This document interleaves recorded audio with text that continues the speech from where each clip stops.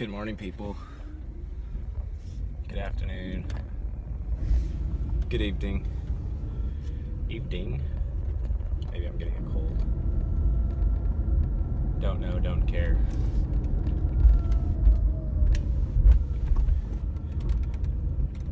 I wanted to talk a little bit about this notion of truth that people seem to have. I don't know why they have it, but they do.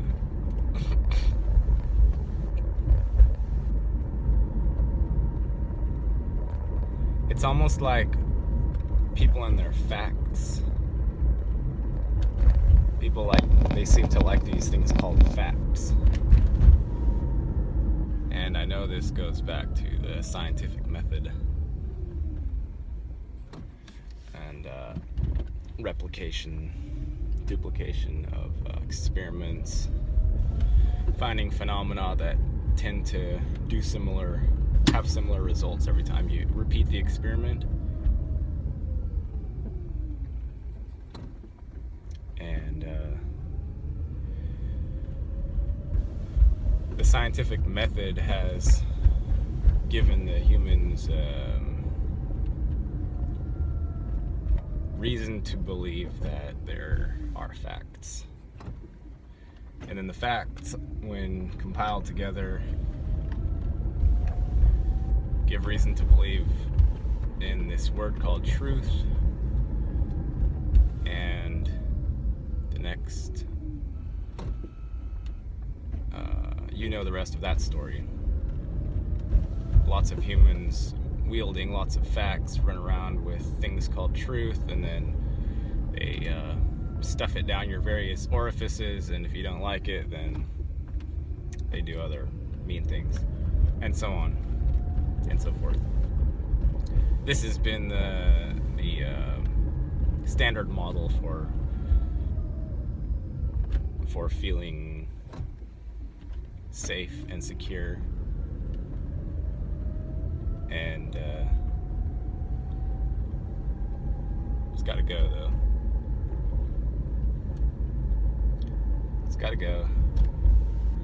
It doesn't have to go, but I'd prefer if it flew away somewhere.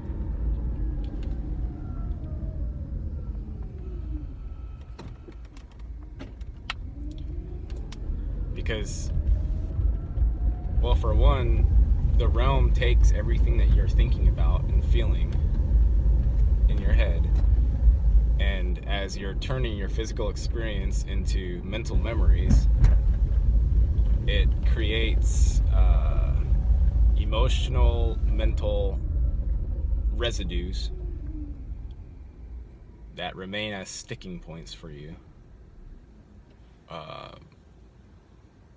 And some of these little blobs are labeled as truth, and they cement themselves in the mental membrane quite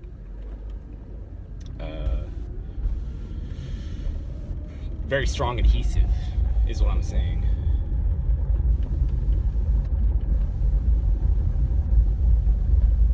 And these blobs make it difficult for the flow of neural activity to happen, because it's like if you have a stick in the bottom of a river, the flow has to hit the stick and then it parts around. But if you have enough sticks in there, then you could imagine that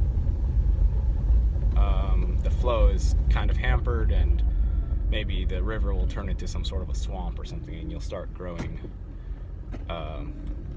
creatures in there.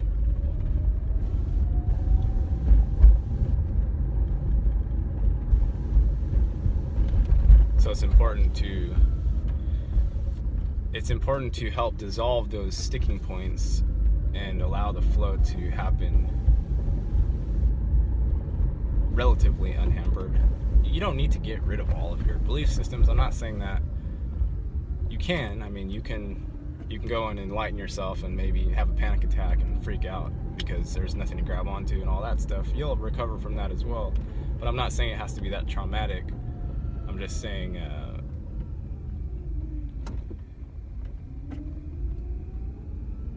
to cognitively, emotionally, sensorily spiritually, all of the ulis, to realize via these that your belief systems act as sticking points within the psyche, and they're really nothing more than that. I know we get attached to calling things sacred and divine and this and that. We like talking about God, and we like talking about devil, and we like talking about, essentially we like elevating entities above ourselves or below ourselves or off to the left somewhere.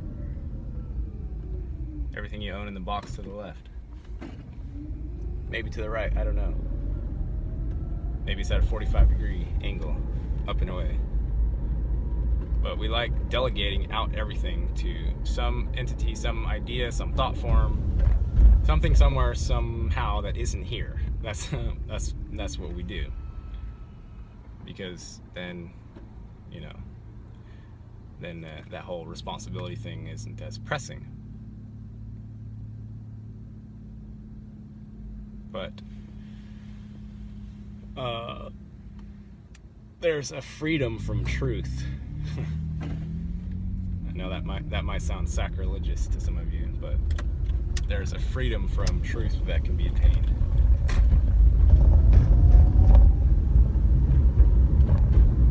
And I'm not saying freedom from that which the word truth is trying to point at. I'm not saying freedom from that. I'm saying freedom from that word, the bondage of that word. We have lots of loaded words that we use and throw around, and they are all shackles, and they're bondage for us.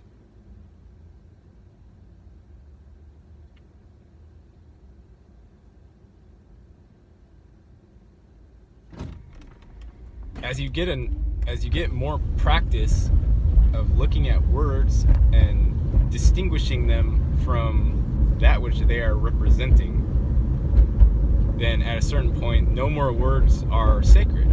They're just words. They're pointers. They're pointing to something. They're pointing to a feeling within you. They're pointing to a physical object without you or outside of you. They're pointing to a thought form. They're pointing to anything. But they are not that thing itself.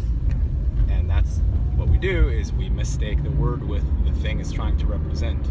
And I know you say, no, this is the truth. And you're just not listening.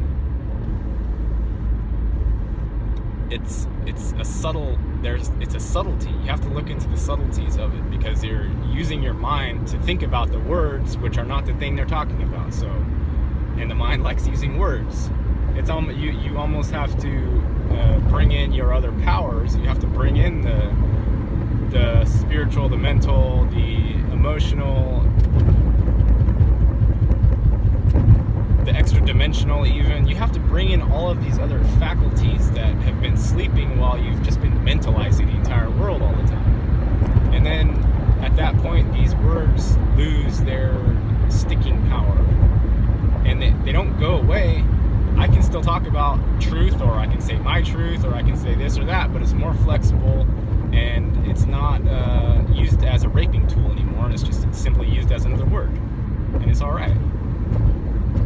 I can say subjective truth. It's just that this idea of objective truth,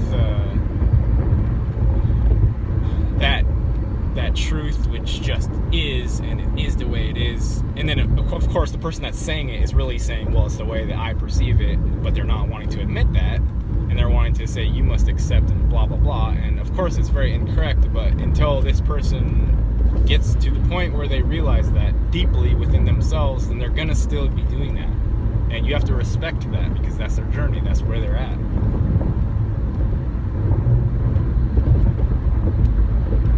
Anywho, I gotta get moseying. I've got some things to do. So I'm gonna have Aurora on and Steven on back to back tonight, so that should be a fun little segment. And hope everybody's doing well. Take care of each other. Give your mother a call. Your mother. Hi, Jazz.